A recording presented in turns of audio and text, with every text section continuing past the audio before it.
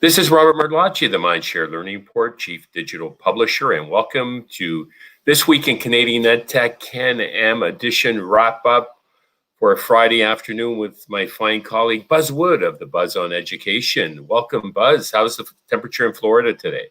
It's a toasty 81 degrees, which is about 27 Celsius for the rest of the world, and warm. It feels like summer almost. So I'm impressed that you know Celsius. Look at you. You are a true international man of travel. Just showing off, man. Well, we're going to get some better weather up here in Toronto, so I'm looking forward to that. And here we are in COVID education time, I like to call it, and it's been an eventful week for sure, with a lot of school districts talking about going back and setting parameters, and remote learning is well underway. It's not perfect, but to the credit of teachers and parents, they're making it happen. And you're a case study for that, aren't you? Yeah, I've got a 14-year-old and a 16-year-old, and there's not a lot of self-direction with children anyway, unless it's something super duper fun. So it's we're constantly on them to make sure they're showing up when they need to be, with teachers getting online and all the work that they give them to do until they reconvene. And so it's tough. Yeah. And so what's the talk? I mean, Florida's been one of the earlier ones to open up. Your beaches are open. I wish I could take a flight down, but unfortunately your airspace is not open to us too. Yeah. The borders are kind of tight right now, but I look forward to visiting. But what are they talking about from a school perspective? Yeah, I think everyone's head right now is into concluding the school year in some fashion that's, buttons it up. And then I think the attention then will be given to what do we do in the next school year, and how do those monies get spent in support of remote learning. And in some cases, there's discussions on how they even do a hybrid model. And there's not a lot of answers, because every week this thing seems to be in some type of evolution. But self-direction is getting to be a topic we're hearing a lot of, because when teachers give kids assignments, they want them to kind of automate, and then when they reconvene a day or two later, that they've achieved something in some smaller like bites for content. So it's getting to be the big conversations. How do we sustain learning through some form of self-direction, where they're given these assignments and they do them, and which is a bit different than the assignments they were given when they were at school in a classroom. There is a definite difference there. Well, the notion of blended learning is much more appealing. Teachers and students are discovering, the simplicity. It's not rocket science. And I was speaking with one educator earlier today, and their daughter actually really prefers this mode of learning, because she's able to decide when she's going to do her math, or when she's going to work on science or chemistry. And so it provides some flexibility and more personalization, doesn't it? Definitely. Yeah, like down here in the US, we call it for kids that need extra help, it's like RTI, response to intervention. It seems like the whole thing's falling into an RTI kind of thing, because it's more sculpted learning for each child, that they kind of get what they need.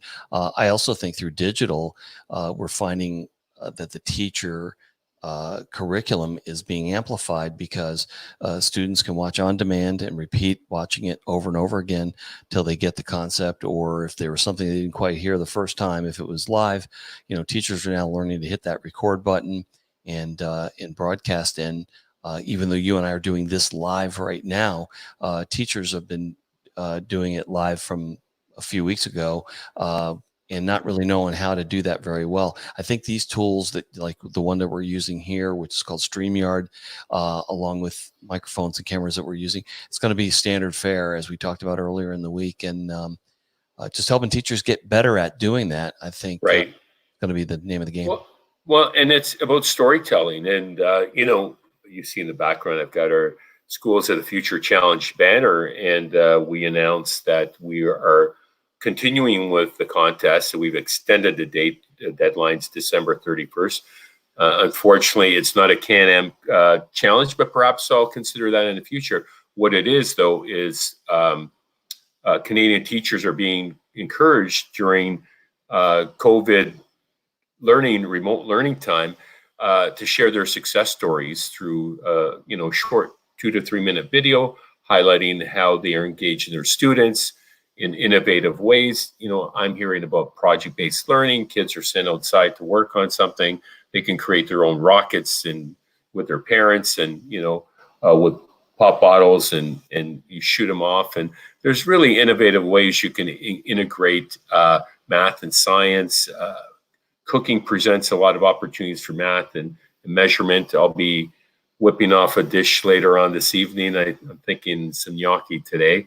But so, it's not, when you consider the SAMR model, it's not about, just, mimicking what you were doing on a worksheet. That's not what true remote online learning is all about, is it?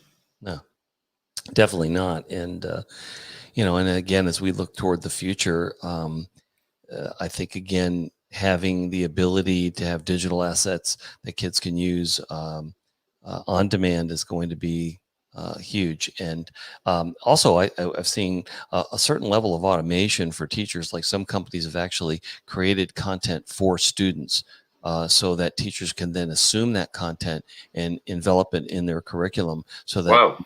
the onus isn't on the teacher alone to have to produce a video like this, or have to produce digital content of their own, because they're not really producers per se, but it's just a different kind of construct. So being able to use different pieces like that are created by companies with the intention of it being used by students remotely, I think is going to be huge.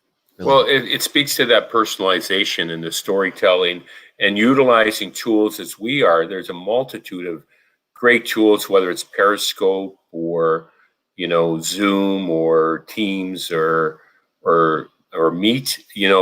There are a multitude of tools to tell your story, and we've had some fun experimenting. And I always appreciate your thought leadership, Buzz, and all the great work that you're doing down in the U.S. It's really about maintaining that growth mindset, or that innovator's mindset we talk about. In these challenging times, it's never been a more opportune time to learn something new. Yeah, I couldn't agree more. I think there's always a way to look at things, and I think the positivity of this challenge that we all are faced with is also around just going into areas that you never went into before. And I guarantee you, like, even doing these video type of things, or presenting yourself to your students in a different way, if you looked at what you did 2 weeks ago, or even a month from now, you're gonna grow and get better at it. And and you'll get it down. It seems a bit foreign now, but it will get second nature. And that's a good positive way to look at it, and not just lament that I can't wait till it gets back to the way it used to be. And I don't know if the way it used to be is going to get here ever again. I think it's going to be a hybrid teaching model and learning model. And, we're going to take the good that's come out of this and kind of blend it in.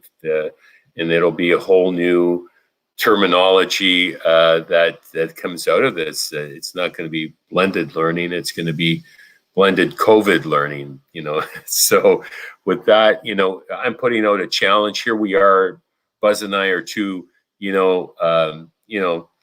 well-aged baby boomers here, and Seasoned. and we Seasoned. it's seasoned. There you go. And we're still at it. We're still experimenting and innovating, and it really is about that mindset. So be sure at Canadian Teachers to take advantage of this opportunity. We win some fabulous prizes courtesy of our many sponsors.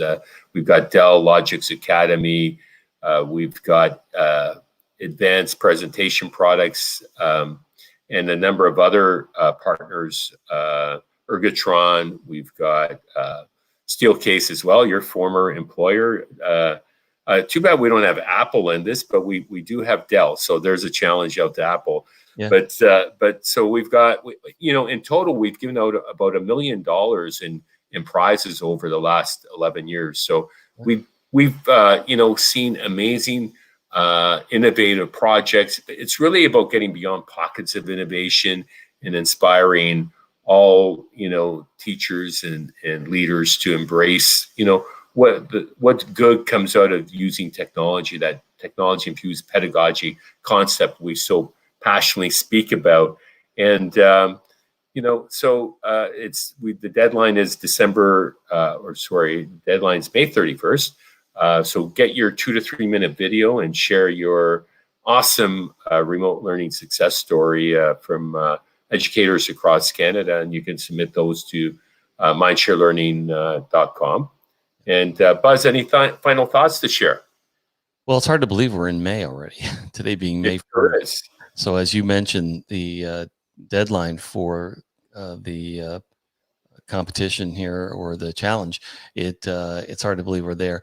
I think we're all going to get through this, and I think that you touched on it briefly, but remaining fluid through this thing and not rigid is going to be the best thing, because we got enough anxiety in the world than to have the wear and tear of stuff that frustrates you. Just try to have fun with it and remain fluid, and we'll get through this together. And Robert, thanks again for such great leadership and insight. You're really more than just a Canadian entity. You've really been a thought leader throughout North America. So really appreciate everything. The Amazon gift card's on its way, because they can't ship anything gifts. But thank you so much again for your thought leadership, Buzz. Feelings mutual. That was Buzz Wood, the founder and publisher of The Buzz on Education. My name is Robert Martellacci of the Mindshare Learning Report. Be sure to check out www.mindsharelearning.com to get your latest issue. Until next time, stay healthy, stay safe, and keep the learning curve steep.